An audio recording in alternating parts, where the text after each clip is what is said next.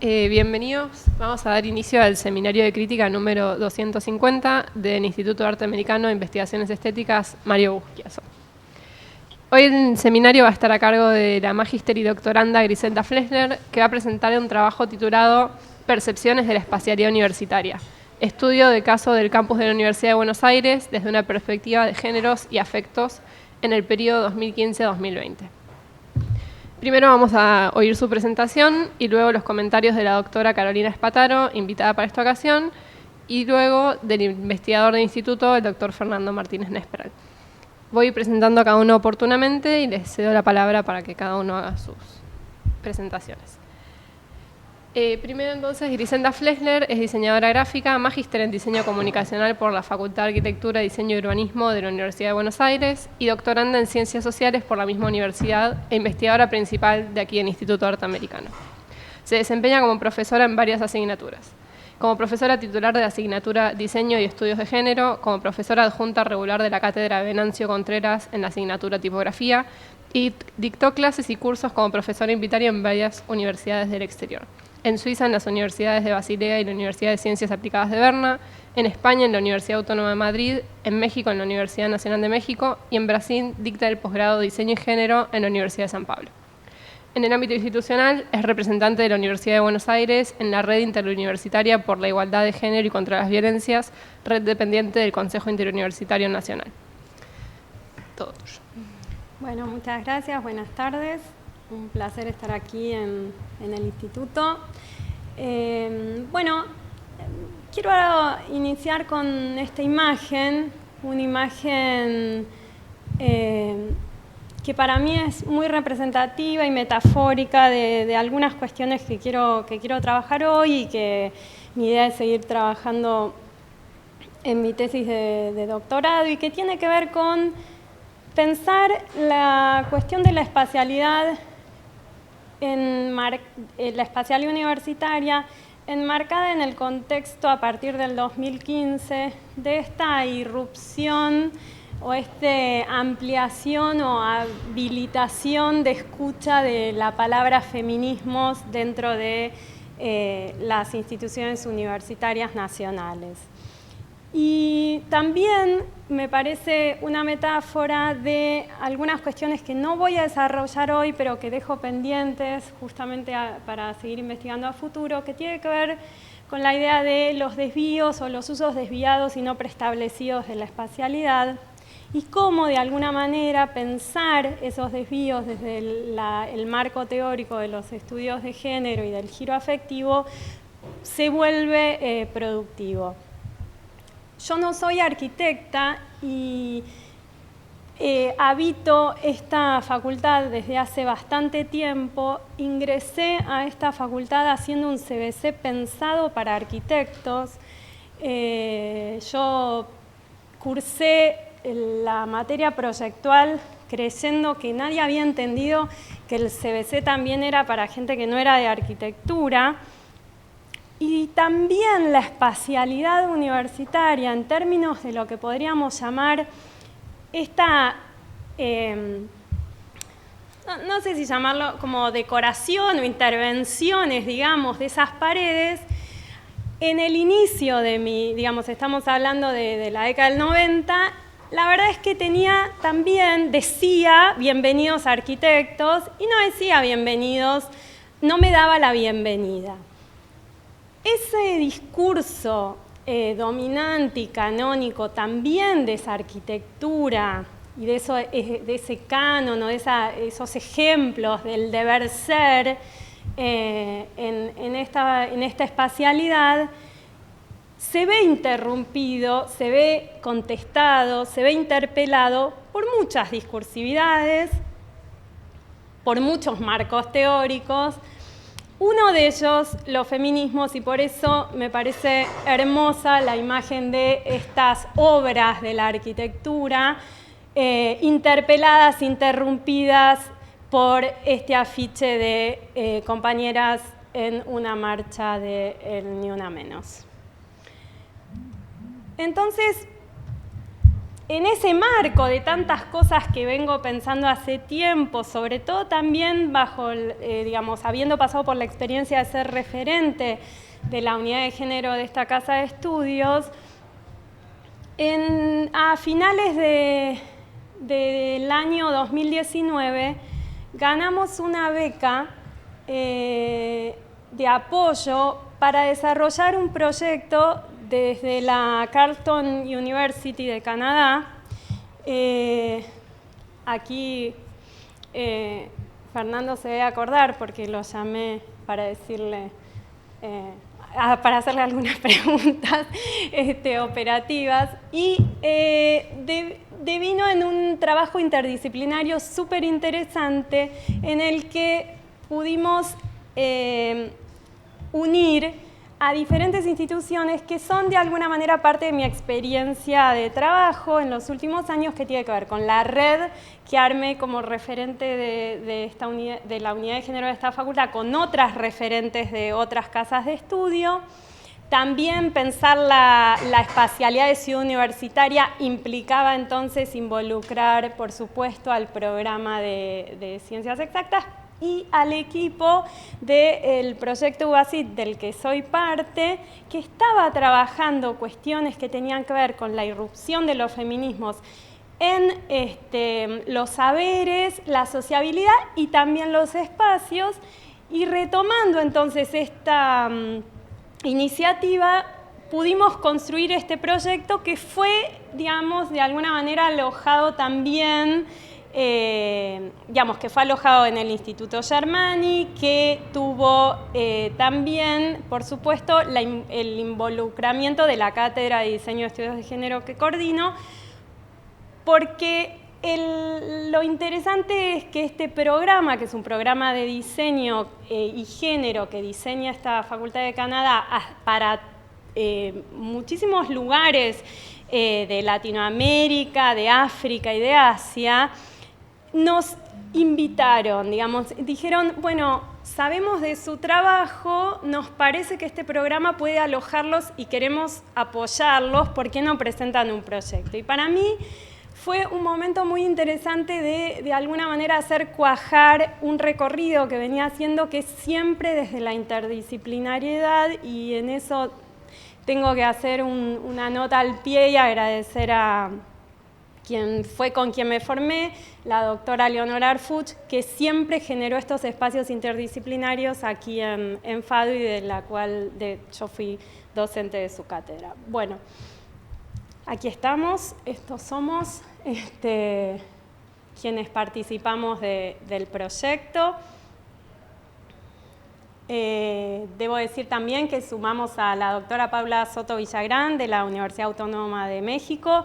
Justamente ella piensa cuestiones que tienen que ver con geografía feminista hace mucho tiempo y está pensando esto, es una compañera de congresos y de intercambios académicos, y la sumamos porque la verdad que fue súper interesante poder pensar esto también en este ejercicio que me parece que es fundamental siempre de no perder, digamos, la conciencia de que estamos trabajando de manera situada, pero también entender que son fenómenos no solo nacionales, sino regionales, y poder entender también las cuestiones comunes y las diferencias de un país como México, que es bastante distinto en el sentido de la espacialidad con la Argentina.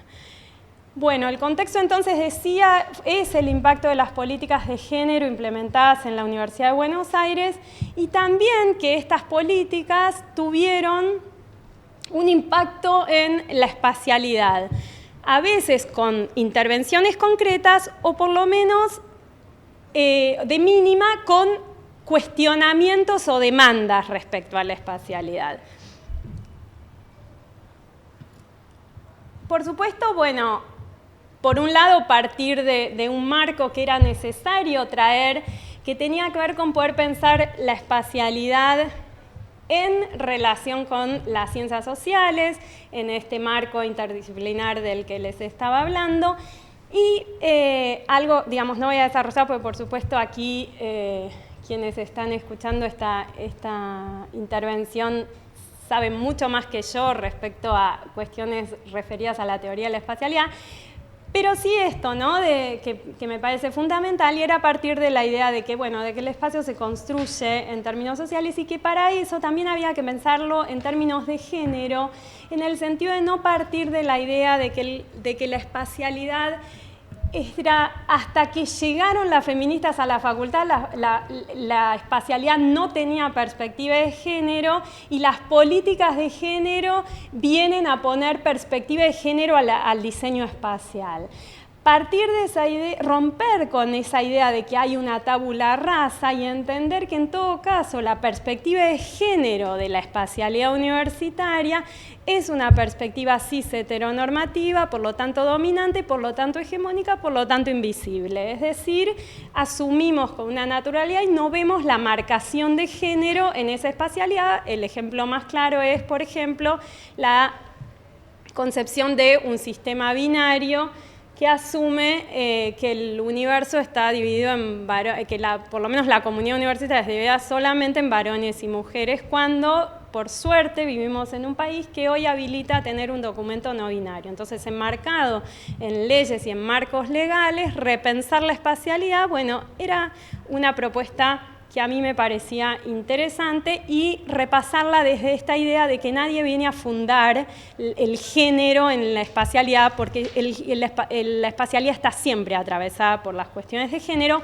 que por supuesto cuando hablamos de género lo hablamos en términos interseccionales y pensamos en varios vectores que hacen a la sociabilidad, que tienen que ver también con cuestiones de corporalidad, de clase, etcétera, etcétera. Entonces, el contexto de la investigación, concretamente, por supuesto, les mencioné, fue finales del 2019 que obtuvimos la beca. Iniciamos entonces el 2020 con una observación que ya veníamos viendo desde nuestra experiencia por ser referentes de las oficinas de género, que tenía que ver con fuertes posicionamientos afectivos que tuvieron primero que ver con el aislamiento del COVID, es decir, aparecieron en las redes sociales expresiones respecto a cómo se extrañaba el espacio universitario, extrañamos la facultad, qué lindo sería estar ahí, qué bueno que era el patio, ¿no? Aparecían imágenes del patio lleno de gente, de gritos, de intercambios, muchas expresiones en ese sentido. Y por otro lado, como decía antes, nuestra experiencia como referentes también lo que traíamos era que habíamos recogido fuertes posicionamientos afectivos, sobre todo también, no solo de celebración y de orgullos y de alegría por estas políticas, sino también de fuertes resistencias. Por ejemplo, en este caso estoy mostrando algunos de los hilos que se abrieron a partir de la publicación por parte de la institución de la Secretaría de Comunicación de FADUA a partir del anuncio del baño sin distinción de género. A partir de la inauguración del baño sin distinción de género aparecieron muchos comentarios que hablan de esto, de estos fuertes posicionamientos afectivos de resistencias, podríamos englobarlos, que van desde ironías hasta lo que podemos denominar hoy discursos de odio. Pero también en términos de posicionamientos afectivos aparecían otras cosas que pudimos relevar aquí con la compañera Paloma Cariñani cuando hicimos el relevamiento espacial fotográfico de la espacialidad, tanto en la Facultad de Ciencias Exactas y Naturales como en FADU, donde aparecía, por ejemplo, cuestiones referidas a sentimientos como vergüenza, temor, miedo respecto a algunas espacialidades. Aquí dice ser un chico trans y tener que venir al baño de chicas me da vergüenza. Entonces, además del marco teórico que mencionaba, por supuesto, fue importante recuperar algo que veníamos trabajando desde el grupo de investigación del UBACIT, radicado en el Sino Germani, en Ciencias Sociales, que tiene que ver con un marco teórico que es el denominado giro afectivo, que para mencionar algunas líneas, tiene que ver con la cuestión de los discursos de odio y sus efectos en la reorganización del espacio público, la importancia de las pasiones en los procesos de politización, esta dimensión de lo afectivo en términos de cómo direccionan las relaciones sociales, va a decir Sara Ahmed, y de la mano de Paula Soto Villagrán, pensar en las geografías afectivas o emocionales que tienen ya un recorrido hecho y que fue también muy interesante para justamente pensar, bueno, cómo pensamos la espacialidad desde este marco teórico. Como objetivo general tuvimos la idea de mapear, ¿no?, las formas de uso y apropiación del espacio en el marco y el contexto de la implementación de políticas de género.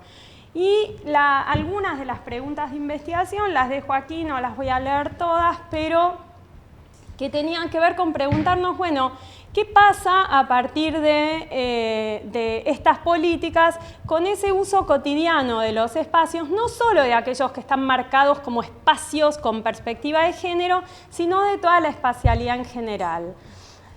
Y desde ya había también un objetivo propositivo que era el de proveer algunas recomendaciones a las gestiones universitarias para poder promover un desarrollo de campus inclusivos en la región. Hoy voy a desarrollar solamente una metodología, en el escrito que tienen están desplegadas otras, una metodología no, un componente. Tuvimos 3 componentes de investigación, uno fue la encuesta, otro el relevamiento a partir de una metodología que tuvimos que aprender y que por suerte teníamos fondos para formarnos, que fue la de la denominada netnografía o etnografía digital, debido al contexto del COVID. Y después un trabajo que hicimos con estudiantes de la materia de diseño de estudios de género a partir de los resultados que obtuvimos de la encuesta y del relevamiento etnográfico, donde ellos propusieron y diseñaron en el contexto de pensar, bueno, una espacialidad universitaria más inclusiva. Bueno, no voy a detenerme aquí, esto es más para quienes no conocen el caso de estudio, que es por supuesto la ciudad universitaria, pero decir que nos interesaba particularmente comparar estos edificios, estos 2 pabellones, por lo menos, por supuesto, Exactas tiene más pabellones, pero esta idea, digamos, de que frente a 2 espacialidades muy similares, bueno, ¿qué pasaba con poblaciones y comunidades bien distintas? Bueno, cómo eso operaba también en la relación afectiva con la espacialidad. La encuesta, que es lo que voy a desarrollar, fue autoadministrada, no obligatoria, confidencial, enviada por correo a ambas comunidades y difundida por redes sociales. Quizás algunos de los que están escuchando la hayan completado. Se trató entonces de indagar, dividimos en algunas categorías, por supuesto ahora se entiende que decir espacios generizados es incurrir de alguna manera en un error, en el sentido de que todo espacio está generizado, pero lo nombramos así para entender esa huella o esa marcación que generalmente se hace sobre algunas espacialidades, como los baños en general, bueno, y ahí ven la lista, los baños sin distinción de género, lactarios, oficinas de género, etc. Los espacios pedagógicos, los espacios exteriores de encuentro y tránsito y los espacios de gestión. Trabajamos con una serie de percepciones que nos brindó el marco teórico del giro afectivo a partir de algunas autoras, como por ejemplo Sara Ahmed o Lauren Berlant, o sea, varias autoras que nos proveyeron de estas categorías. Y los ejemplos de una pregunta que se hacía era, bueno, ¿qué sensación te genera, por ejemplo, los baños? ¿Qué sensación te genera el patio central? Etcétera, etcétera. Y también hubo preguntas abiertas donde se les preguntó sobre si tenían algún comentario. También se hizo hincapié en una pregunta específica respecto a la inseguridad por algunas líneas de investigación que estábamos trabajando también respecto a algo que nos interesaba en términos de proyección, ¿no? O sea, interpelar a la comunidad pidiéndoles proyectos a futuro, qué cambiarían, qué imaginan, ¿no? Esta idea un poco utópica también que me parece que tiene todo proyecto. Y quizás este docente nos está escuchando en este momento y ojalá esta charla le sirva para entender un poco más, pero porque él se preguntaba en ese comentario abierto que le pedimos, decía, no entiendo como una encuesta sobre sensaciones, ¿no? Pues lo pone entre comillas, puede servirles para repensar los espacios de unidad, y además me encanta porque pone, pero bueno, ¿no? Como, bueno, está bien, les voy a hacer el favor y se las voy a contestar igual. Y bueno, y ahí vamos. Y lo hicimos. Esta fue la muestra, que fue bastante significativa, sobre todo comprendiendo el contexto de dificultad para difundir el proyecto, que fue bastante significativa, como dije, ahí están los porcentajes. Y algunos resultados que en realidad solo me sirven para hacer unos comentarios generales. Muestro las tortas, pero básicamente lo que quiero hacer es mostrar que hubo, en el caso de los baños, tanto en FADU como en Exactas, en los baños en general, un sentimiento de asco e incomodidad, sobre todo por las condiciones materiales en las que se encuentran. Y en el caso del baño sin distinción de género, si bien desde Exactas contestaron la mayoría que no lo conocían, hubo un fuerte porcentaje de sentimiento de orgullo y de alegría respecto a esta especialidad en particular. Entonces ahí hay una conclusión que es interesante, y es que a pesar de que la materialidad es muy similar, tanto del baño sin distinción de género como de los otros baños, no es que tenga alguna cuestión en particular, ahí cuando aparece una política de género sobre la espacialidad, hay un sentimiento de orgullo, de alegría que aparece, y eso fue muy notorio en todas las respuestas. Para ello muestro esta imagen, es una fotografía hecha en el trabajo de campo de Rafael Blanco, que es parte de nuestro equipo, que dice, este es el único baño que uso, soy trans, es una imagen del baño sin distinción de género de FADU, dice, este es el único baño que uso, soy trans, estoy descubriendo si no binario o female to male, y este es el único baño en el que estoy cómodo. Gracias FADU y un corazón. En general, sabemos, las paredes, y sobre todo la de los baños, muchas veces son usadas como un espacio para criticar las políticas universitarias, institucionales, digamos, es un espacio. Y aquí aparece un reconocimiento, una política pública, una política institucional, y no es menor, y subrayo que gracias FADU está subrayado y tiene un corazón, ¿no? Hay algo de ese sentimiento de pertenencia que sabemos quienes habitamos esta comunidad, esta idea de que FADU es nuestra casa, pero muchas veces FADU es nuestra casa, pero no para todos y no es tan cómoda para todos. Bueno, aquí hay un sentimiento muy fuerte que aparece que nos resultó interesante para pensar. Voy ya cerrando. Rápidamente los espacios pedagógicos mostraron mucho sentimiento de apropiación y territorialización de la espacialidad, es decir, mucho sentimiento de afectos positivos. Los espacios exteriores mostraron aparece como primer término algo que no aparece en ninguna de las otras espacialidades, que es la sensación de placer. Sin embargo, en las preguntas abiertas, también cuando se les pregunta sobre inseguridad, es el espacio más nombrado, ¿no? Entonces aparece esta oposición entre placer y miedo o inseguridad, sobre todo también distinguiendo las referidos al día y la noche, ¿no? Y los espacios de gestión en una universidad que se vanagloria de ser una universidad cogobernada, como su espíritu, este fuerte espíritu, ¿no? De cogobernada, de democrática. Bueno, la realidad es que los resultados son bastante interesantes, porque tanto en FADU como en Exactas hay una indiferencia altísima respecto al espacio concreto del consejo directivo, hay un desconocimiento muy importante, y esto es interesante para pensarlo, a pesar de que hubo un gesto espacial muy interesante en FADU que tuvo que ver con trasladar el consejo directivo del cuarto piso a la planta baja. Sin embargo, sigue habiendo esta sensación, ¿no? Esta percepción de esa espacialidad, y esto también nos resulta interesante para seguir pensando. Bueno, 3 emergentes para terminar.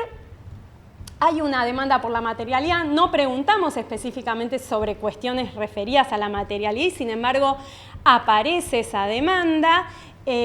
Los procesos de impugnación de resistencias que mencioné y un reconocimiento, pero con una demanda de integralidad de estas políticas y no solamente cuestiones aisladas. Entonces, no voy a desarrollar esto, en todo caso después podemos intercambiar. Pero simplemente para decir que las políticas de género no se pueden implementar de modo aislado, requieren integralidad, presupuesto, planificación, evaluación y siempre tener esa nota mental, y por eso está en amarillo para no olvidarlo.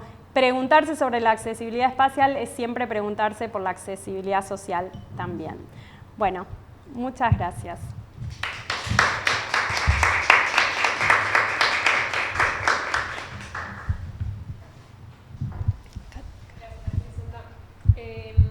Presento entonces a la doctora Carolina Spataro, invitada especialmente para la ocasión. Ella es licenciada en Ciencias de la Comunicación, magíster en Comunicación y Cultura y doctora en Ciencias Sociales, todo en el ámbito de la Universidad de Buenos Aires.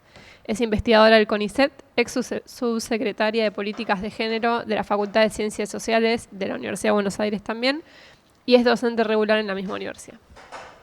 Bueno, muchas gracias al Instituto por la invitación, a ustedes por estar aquí presentes en esta época del año donde, bueno, una actividad más es como un montón para la agenda, pero bueno, nos da mucha alegría poder compartir los resultados porque, bueno, son resultados que obtuvimos indagando sobre esta comunidad, así que era indispensable para nosotras y para Rafael Blanco, que también dirigió el proyecto, poder traer por lo menos alguna información. De todos modos, esta investigación, su resultado va a estar publicado en breve y van a poder descargarlo. Hay muchas cosas que quedan afuera de lo que podemos compartir en estos minutos, pero me gustaría en los 10 minutos que me tocan, igual me avisan cuando ya estoy cerrando, compartir algo que tal vez quedó afuera de la presentación por cuestiones de tiempo, ¿no? Por un lado, como decía Griselda al comienzo, nosotras empezamos a trabajar siendo referentes del protocolo de la Universidad de Buenos Aires, que ustedes saben se aprobó en diciembre del 2015, en un contexto de expansión de los feminismos, pues ni una menos, en un contexto donde las universidades por primera vez se estaban reflexionando, se estaban dando los medios para tener herramientas propias para intervenir en situaciones de violencia de género o discriminación por género u orientación sexual. Porque hasta ese momento no es que las universidades habían sido ajenas al movimiento feminista, por supuesto que no, digamos. Se ha investigado, se ha producido conocimiento, se ha militado mucho en las universidades, en nuestra universidad en particular, pero es por primera vez que los feminismos llegan de alguna manera a comenzar a institucionalizarse. Es decir, la violencia no es algo que ocurre afuera, sino también que puede ocurrir adentro. Eso pasó en general, no pues ni una menos, desde los clubes de fútbol, que son los lugares por excelencia de usina de la masculinidad hegemónica, hasta los sindicatos, los gobiernos nacionales, provinciales, locales, bueno, etcétera. Las universidades no fueron ajena, la nuestra tampoco, y en ese contexto en donde se crea el protocolo, se van designando cada unidad académica referentes y equipos de trabajo, dada la magnitud de la UBA. No todas las universidades del país tienen implementación descentralizada, pero bueno, nos empezamos a juntar referentes de la universidad con una claridad, por lo menos que compartimos mucho con Griselda y con otros referentes, de que es necesario investigar para producir políticas de género y gestionar con conocimiento y para hacer que esas políticas sean más eficientes, que lleguen a sus propósitos y que logremos finalmente cambiar algo del statu quo, por lo menos en relación a las desigualdades de género de nuestra universidad, ¿no? Es por eso que la convocatoria que llegó a la cátedra de Género y Diseño de FADU, a partir de la convocatoria de esta universidad canadiense, fue muy propicia para tener también fondos para investigar. Tenemos un UASIT, pero bueno, los fondos de UASIT ya sabemos que son de otros números, y para hacer una encuesta. Realizar una encuesta lleva muchísimo dinero. Contratamos también especialistas en metodología, porque bueno, para que luego los datos nos puedan decir algo. A veces hacemos encuestas con muy buenas intenciones y los datos son difíciles de leer, lo sabemos, eso eso en términos también de políticas nacionales, no solo nos pasa en la producción de conocimiento académico. Entonces, tenemos mucho orgullo porque los datos que hay en esta encuesta son datos muy sólidos con los cuales vamos a poder producir conocimiento en los tiempos venideros también. Y eso creemos que es importante para informar a las gestiones universitarias, para que tengan en cuenta algunas dimensiones. Yo me quisiera quedar con los emergentes que señaló Griselda con dos. Por un lado, la cuestión de la demanda material, ¿no? En ningún momento preguntamos sobre las condiciones edilicias, ni de los baños, ni de las aulas, si había papel higiénico, si estaba limpio o no, etcétera. Y centralmente es de lo que más salió. Algo así como, todo bien, ustedes me están preguntando por el género, pero yo tengo un montón de otras cosas para decirles. Y eso suele pasar en general con las políticas de género, no solo en la universidad, ¿no? Cuando solemos decir que cuando se abre la ventanita del género, entra un vendaval de otras demandas, porque por lo menos en las universidades, en la Universidad de Buenos Aires, no hay tantos espacios de escucha, ¿no?, a los problemas de la comunidad, o espacios de escucha que tengan en cuenta la dimensión de la sociabilidad, por ejemplo. Entonces, abrís un protocolo y te dicen, todo bien con que estás pensando en la discriminación de género, pero no estás pensando en el clasismo de lo universitario, que en nuestra universidad, además, es bastante fuerte. Entonces, siempre la pregunta por el género nos permite correr un poco más ahí la valla. Decimos, vamos a crear o transformar los baños para que sean baños inclusivos, baños sin distinción de género, para que la comunidad trans pueda habitarlo, sin incomodidad, para hacer también un gesto pedagógico sobre la importancia de incluir una comunidad tan postergada, no solo en la universidad, sino en términos más generales. Y entonces levantan la mano otros sectores sociales que también necesitan respuesta, como por ejemplo las personas que no pueden acceder a los baños en general y necesitan algún dispositivo por cuestiones de movilidad. Pensamos, lenguaje inclusivo, comillas, que tanto debate genera, ¿no? Lo digo y la resolución de mi facultad se llama lenguaje inclusivo. Hoy estoy muy en desacuerdo con la idea de inclusivo. Tal vez es trabajar por un lenguaje no sexista, porque inclusivo, por ejemplo, la X genera cierta dificultad para los lectores de las personas no videntes. Entonces, ¿inclusivo hasta dónde, no? Tal vez es un lenguaje no sexista, pero siempre la valla se va corriendo un poco más. Cuando pensamos, incluir, entre comillas, perspectiva de género en la currícula, como dice Griselda, la perspectiva de género siempre está, tal vez es una perspectiva masculina, hetero y cis. También te pueden levantar la mano y decir, y la perspectiva para preguntar por las desigualdades de clase, por las desigualdades raciales, ¿está en tu programa? Probablemente no. Entonces, no es en esta cuestión de prioridades en donde se dirime el problema, sino probablemente en poder tener una escucha más atenta a todas estas dimensiones que gracias al acumulado histórico de los feminismos hoy podemos escuchar con más atención. La cuestión de la corporalidad, ¿no? No es casualidad que los feminismos se hayan articulado en torno a las cuestiones raciales, al feminismo negro, al feminismo marrón, a los cuerpos gordos, ¿no? ¿Qué pasa con esos cuerpos no hegemónicos? Son todas discusiones que en nuestro país, en una coyuntura histórica favorable, hemos podido escuchar con atención. Entonces, por un lado, un emergente es lo material, y eso lo aprendí de Griselda. Yo vengo de las ciencias sociales y hasta que la escuché a ella pensé que las relaciones sociales se daban en el aire y me dijo, no, las relaciones sociales están ubicadas en un espacio concreto, configurado, que condiciona esas relaciones sociales. Y dije, ok, es verdad, nunca me lo había preguntado. Pero que una intervención en el espacio, como es una intervención visible y evidente, es una intervención que, estoy plagiando a la Griselda, es una intervención que genera también muchas resistencias, ¿no? Hacer un baño sin distinción de género, como vimos en ese hilo de tweet, tenemos muchísimo material sobre eso en la investigación. Genera resistencias de toda índole y con esto voy a ir cerrando. Resistencias que, por lo menos esa es nuestra perspectiva de la investigación, a las que tenemos que prestar atención, ¿no? ¿Cómo construir políticas de género que no hablen entre convencides? Es una obsesión que nos acompaña, porque seguramente dentro de esta comunidad, como de todas las comunidades de las unidades académicas de la Universidad de Buenos Aires, tenemos personas que consideran que está bien que haya un lactario, que está bien que las personas que están amamantando tengan un lugar donde sacarse leche de manera cómoda para no cortar con la lactancia. Además, en un mundo en el que recibimos todo el tiempo la importancia de la lactancia materna, la importancia de sostenerlo. Pero en definitiva nuestros estudiantes, no acá, porque sí hay en FADU, pero en otras unidades académicas, no hay lactarios, y bueno, y entonces ese discurso, digamos, se hace difícil de llevar a la práctica, con todas las consecuencias que eso tiene para ese trayecto vital.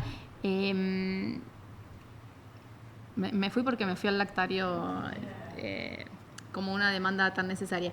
Digamos, esas intervenciones que hacemos en el espacio, sin duda, pueden traer también preguntas, que también, y lo dice siempre Griselda, bueno, ¿cuántas personas se están amamantando en esta comunidad? ¿Realmente es necesaria tener un lactario?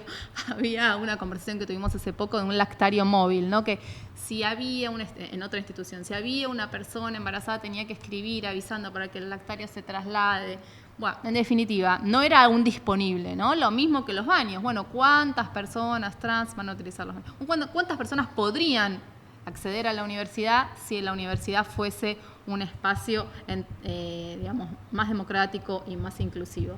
Entonces, frente a ese mundo ahí va de convencides, digamos, que consideramos que el lactario está bien, que el jardín está bien, que un baño sin distinción de género también, que la currícula debe repensarse, que la producción de conocimiento no es neutral, ok, estamos de acuerdo, pero hay una parte, y según nuestra encuesta, una gran parte de la comunidad que no está convencida de esas políticas. Y es una comunidad a la que hay que escuchar y hay que saber cuáles son sus resistencias. A veces tiene que ver con resistencias de desconocimiento, a veces tiene que ver con posiciones más críticas al avance de los feminismos. Bueno, los argumentos son diferentes. En términos de producción de conocimiento y de gestión, nos parece importante escuchar esas resistencias, escuchar cuáles son sus argumentos y poder dar respuestas más adecuadas, respuestas más respetuosas también, porque lo cierto es que muchas veces con fuertes posicionamientos afectivos, a veces vinculados al odio, digamos, las políticas que llevamos adelante generan resistencias y generan impugnaciones en un tiempo histórico también bastante cambiante. Y con esto cierro, ¿no? Hemos podido avanzar del 2015 a esta parte dentro del sistema universitario, no sin dificultad, no es que el mundo ha cambiado radicalmente y bueno, y entonces todas estas políticas son súper bienvenidas y súper financiadas, no, ha sido toda una lucha, ningún derecho ha sido regalado.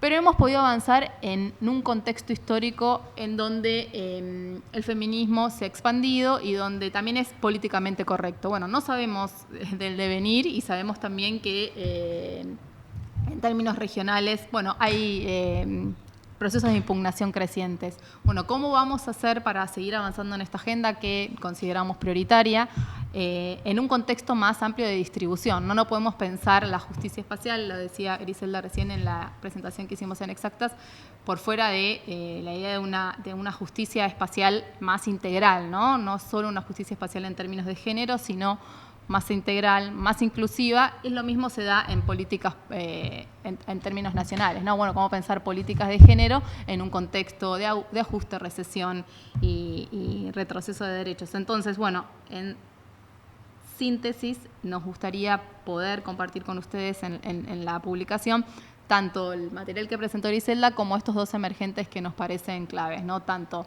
la demanda material cuando gestionamos en la universidad y las resistencias con las que convivimos a diario con estudiantes, docentes, no docentes, que también tienen algo para decir en relación a nuestro trabajo. Bueno, cierro por acá porque creo que ya estoy, ¿no? Bien. Ay, perdón. Bueno, y presento brevemente a Fernando Martínez Despral, investigador principal también de aquí del Instituto Norteamericano. Él es arquitecto y especialista en Historia de la Arquitectura y el Urbanismo por la Facultad de Arquitectura, Diseño y Urbanismo de la Universidad de Buenos Aires. Es doctor en Historia por la Universidad Torcuato Di Itela y tiene un postdoctorado en Ciencias Sociales, Humanidades y Artes por la Universidad Nacional de Córdoba. Se desempeña como profesor en distintas universidades. Aquí en la FADUBA es titular regular de la asignatura Introducción a la Arquitectura Contemporánea y de Historia de la Arquitectura. Y en la Universidad 3 de Febrero es profesor titular interino de Arte, Estética y Urbanismo. Es miembro de la CONEAU y de distintas asociaciones profesionales internacionales. Yo acepté la invitación a comentar porque la conozco y la quiero mucho a Griselda y la conozco hace un montón de tiempo. La conozco desde que era una estudiante incómoda en esta facultad de arquitectos, digamos, y con toda la razón del mundo. Pero bueno, claro, específicamente sobre su tema a priori pareciera que tengo poco que aportar. Soy un profesor de Historia de la Arquitectura y no dedicado específicamente en torno a esta cuestión, pero por eso decidí hablar más o menos de lo que yo creo que, de los puntos de contacto que tiene con respecto a las cuestiones que nosotros trabajamos, para entender que al final, ya Carolina recién lo estaba comentando, estas cosas tienen más temas en común de lo que pareciera. Digamos, yo en general tengo un discurso, o sea, Griselda lo pone yo acá señalé algunas cuestiones, o sea, este tema que ya plantearon las dos, de que, bueno, es falso plantear que no hay consideraciones de género, hay consideraciones de género naturalizadas, y que, por otra parte, desde una perspectiva decolonial es necesario deconstruir ese tipo de posiciones esencialistas. Y acá hay un momento en que vos ponés reforzar categorías exclusivas y excluyentes, que está clarísimo, es así, pero hay una cosa que aprendí no hace tanto tiempo y que parece una obviedad, pero que es que la palabra exclusiva es por naturaleza excluyente. Y nosotros la usamos mucho, quiero decir, ¿no? O sea, entonces te dicen, sí, es un diseño exclusivo. Si es exclusivo, lo que quiere decir es que hay muchos que no tienen acceso a eso. O sea, el concepto de exclusivo es un concepto por naturaleza excluyente.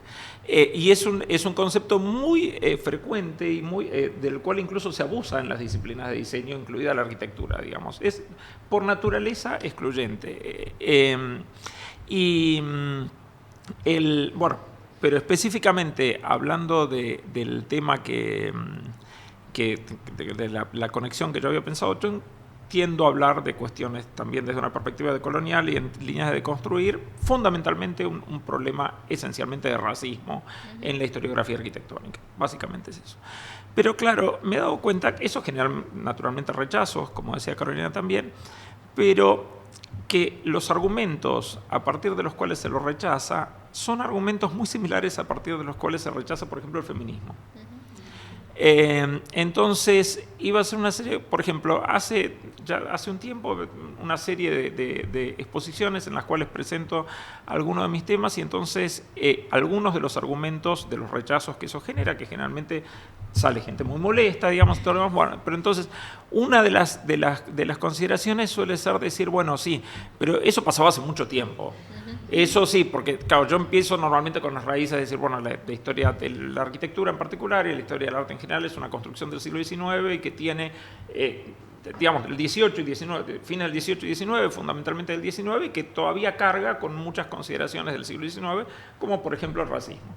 El racismo, colonialismo, toda una serie de cuestiones. Entonces me dicen, bueno, sí está bien, pero eso ya sabemos que los ingleses del siglo XIX eran racistas, pero eso eran ellos, ahora no, digamos. Entonces vos tenés que relativizarlo, porque cuando decís que eso era así, ahora no. Entonces, bueno, digo, también esa es una cuestión que dicen, bueno, sí, ustedes se quejan, digo, está bien, pero eso era cuando no votaban, eso era cuando no sé cuánto, sí, pero ya todo eso pasó, digamos, ¿no? Ese es uno de los típicos argumentos, es una cosa que pasaba antes, no hagan tanto lío porque eso no es un problema de hoy en día, ya es un problema que se resolvió, digamos, o está en camino a resolverse. Después, en otra exposición similar, teniendo en cuenta esa crítica, expuse más o menos las mismas ideas, porque en definitiva las ideas eran más o menos las mismas, y me tomé la molestia de encontrar un montón de ejemplos contemporáneos, o sea, por ejemplo, una pavada, pero cátedras que dictan la materia hoy en día y que usan esa bibliografía del siglo XIX como bibliografía, o sea, no como pensar las barbaridades que se entendían por la disciplina hace 150 años, sino como si fuera información, que digo, eso por ejemplo, o reediciones contemporáneas de esos textos, reediciones acríticas de esos textos del siglo XIX en términos contemporáneos, ¿no? Entonces, cuando tomo esa cuestión, ahí viene la crítica. Entonces, en ese caso, claro que naturalmente el argumento de esto pasaba antes no puede suceder. Entonces, en ese caso, la crítica viene por decir, bueno, pero lo que pasa es que vos con esto, todo ese pensamiento decolonial, actúa como una nueva imposición. Ese es un nuevo canon, digamos. Vos cuestionás tanto el canon y cuestionás todo lo demás, pero ahora lo que pasa es que entonces estás viniendo con un nuevo canon. Y para colmo, como ese nuevo canon lo impone la Academia Norteamericana, en definitiva, vos lo que estás queriendo hacer es reemplazar el canon el antiguo canon británico colonial por un canon norteamericano de lo políticamente correcto y decolonial. Pero ¿qué es canon al fin? Y que entonces, en definitiva, estás cambiando una cosa por otra. Que de vuelta es otra de las cosas con las que siempre se critica el feminismo, como decir, bueno, entonces antes le imponían una cosa a las mujeres y ahora ustedes le quieren imponer otra cosa a a los varones, digamos, como diciendo, bueno, eso no es justicia, es dar vuelta a la cuestión, no es justicia porque es también una misma imposición.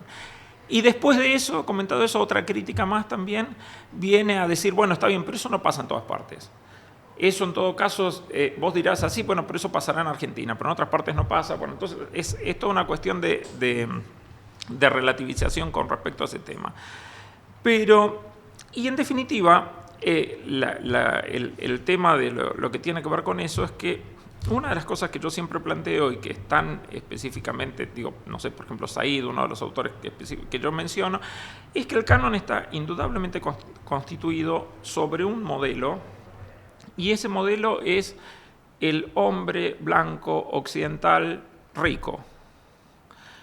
Y todas las obras de diseño, particularmente las obras de arquitectura, además que ahí sí es mi profesión, son obras de arquitectura, o sea, Mies van der Rohe, Le Corbusier, o sea, digamos, todos los personajes, los que estaban en la escalera antes de que lo sacaran ahí, son blancos, occidentales y que trabajaban para ricos. Y varones, ¿no? Entonces, cualquiera de esas cosas que vos quieras sacar, en definitiva automáticamente te convertís en un otro y te convertís en objeto de rechazo. Entonces, digamos, yo lo cuestiono porque digo, bueno, no, pará, pero siempre están hablando de europeos o norteamericanos. Ese es mi cuestionamiento. Entonces, ahí me pegan. Pero si vos lo cuestionas por decir siempre están hablando de varones, también te pegan. Y si lo cuestionas por decir estás hablando de ricos, también te pegan. Porque en definitiva, el que no es un otro es el varón occidental, blanco, rico. Y todo lo demás es un otro. Y al ser un otro, las categorías que definen al otro son básicamente las mismas. Yo hice un trabajo y que lo repito y lo menciono bastantes veces, que digamos, las categorías que utiliza Said para definir el otro oriental funcionan no bien, funcionan perfecto para el otro latinoamericano. O sea, las mismas cosas que se le dice al otro oriental funcionan perfecto para definir al otro latinoamericano. Con lo cual no es un problema de que sea el otro oriental, es un problema que sea el otro. Digo, funcionan perfecto para definir al otro no varón cis, funcionan perfecto para definir a cualquier otro, porque es simplemente el otro, en última instancia. Y entonces, entendido desde esa perspectiva, eso es naturalmente lo que hay que deconstruir. Esa deconstrucción genera reacciones como las que ustedes vieron en las redes sociales.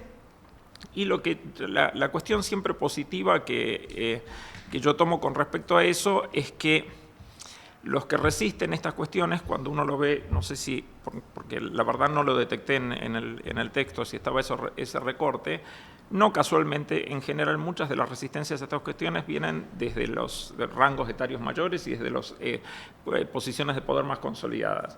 Y claramente, a nivel, por ejemplo, de los estudiantes, el cambio ya sucedió. Hay una cosa que explico. Cuando yo era chico, la gente juntaba plata para ir a Europa. Hoy en día mis alumnos juntan plata para ir a Machu Picchu o para ir a Tailandia. Y eso ya pasó. Eso ya no es una suposición o una cosa. La gente antes quería ir a ver Notre Dame, ahora quieren ir a ver Angkor Wat. Y eso ya sucedió, no es un problema en los jóvenes ya sucedió, digo, y bueno, ni hablar en las cuestiones de género, digamos, porque es la misma. Entonces, como ya sucedió, es simplemente vamos a tener que lidiar durante una generación, unas décadas, con la resistencia de los sectores más establecidos que no quieren perder los privilegios, no quieren perder todas las ventajas que les brindaba estar sentados en el lugar correcto de la historia, pero digo, el tiempo juega a favor. Gracias. Gracias, Fernando. Si alguien quiere hacer algún comentario o pregunta a Griselda, ahora es el momento. Yo solamente, mientras tanto, menciono que el texto que vos enviaste queda en la web del Instituto de Arte Americano, que ahí lógicamente profundizas en un montón de aspectos que en 20 minutos quizás no da para contar, y que también es súper interesante ahí el estudio que vos haces como sobre el espacio de los edificios, que me parece que como para la comunidad de investigadores del instituto está buenísimo tener esa otra mirada. Y también volvés un poco en perspectiva histórica sobre el momento en el que se diseñaron estos dos edificios y esta cuestión de la neutralidad. Dejo ahí como una pequeña punta, si alguien está escuchando, viéndolo, para que vayan a consultar eso. ¿No hay preguntas? ¿Comentarios? Si querés contestarle a ellos y cerrar algo, todo tuyo.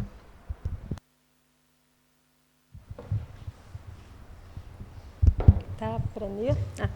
Bueno, muchas gracias a Carolina y a Fernando. tengo que decir, sí, que yo lo conocí a Fernando en una materia que cursé, que por suerte teníamos para elegir en diseño, que era diseño y mudéjar, ahí está,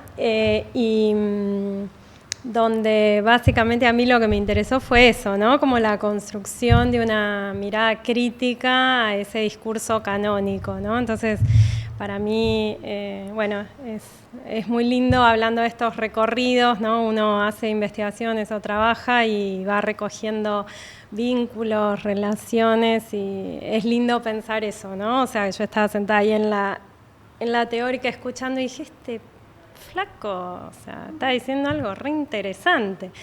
Me puse a leer mucho Said y me sirvió muchísimo todo esa